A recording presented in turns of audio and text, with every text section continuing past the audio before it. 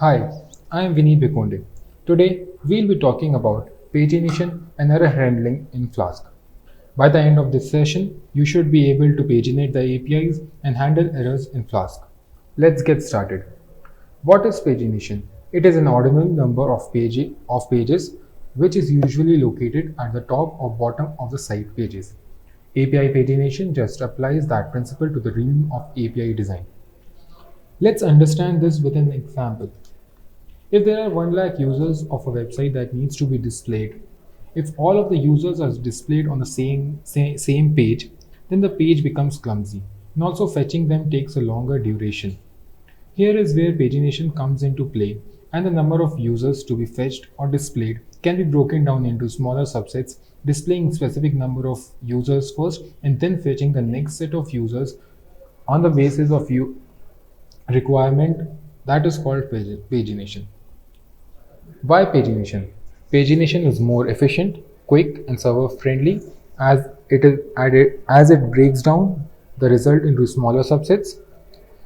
The, the human tendency is to not look beyond a certain results, so we can provide filters so that the user get the more accurate data. Otherwise, the data that the users are looking for might get lost. The third, if it was just text data, it would be pretty quick even for a large amount of data. But when we throw in pictures and animations to it for each of the result, then in such a catalog, the server starts slowing down the result return response time of the API. Let's go through an example. In this example, I have a route slash users and there's another route slash users slash page slash int page. The int page defines the page number that is to be displayed. By default, the page number is 1. In this API, we fetch the users and order them by the descending order on the user ID and paginate it.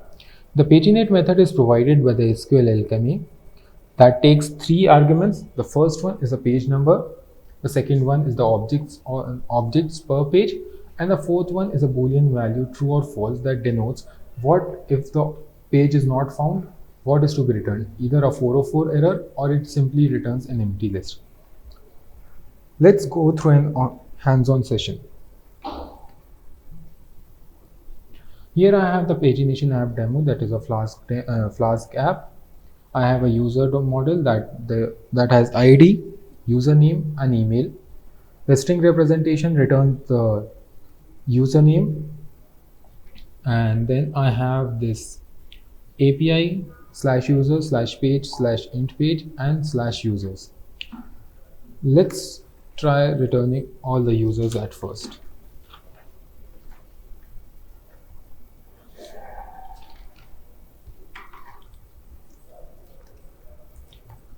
User dot return the JSONified data.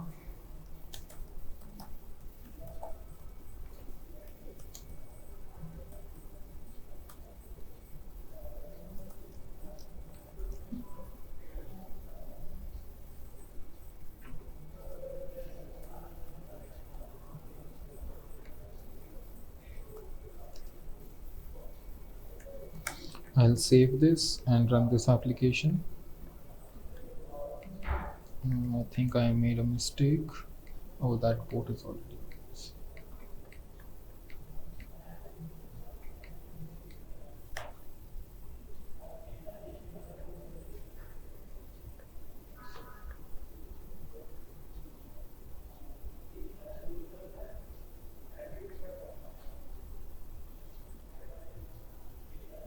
So I have the development server up and running. I'll go to slash users, and here you can see that I have around 20 users. Now we'll try to paginate this API.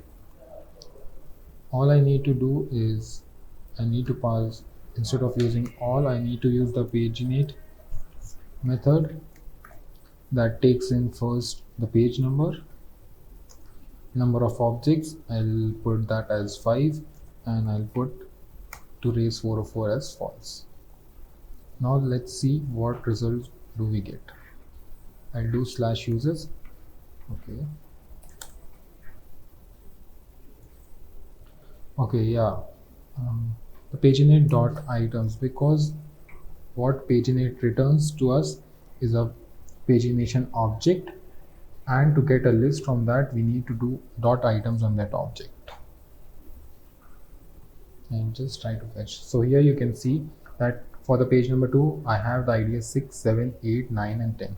What if I do page number 1? I'll get the IDs as 1, 2, 3 and 4. This is how we do pagination in an API. Let's get to the next topic. Error handling in Flask. What happens when an error occurs in a Flask application? Let's go and check actually what happens. I'll stop this server. I have this Flask skeletal application. I'll put x is equals to 0, y is equals to 1 and z is equals to y divided by x, and I'll return hello world. Let's see what we get. I'll run this application and I'll go to slash. So here you see that we have a 0 division error. So then an exception was raised, but we did not handle it. So how do we deal with such a situation? For dealing with such a situation, we can define custom exceptions. We can catch those custom exceptions using try and except block, and we can catch those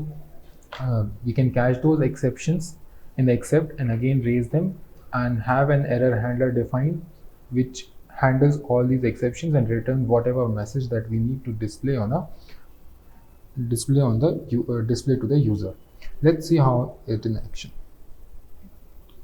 I'll define a custom exception class custom exception that takes the exception as a base class. It has a status code is equals to 500, and I'll define a custom exception handler at the rate error handling app demo dot error handler that takes custom exception, and I'll have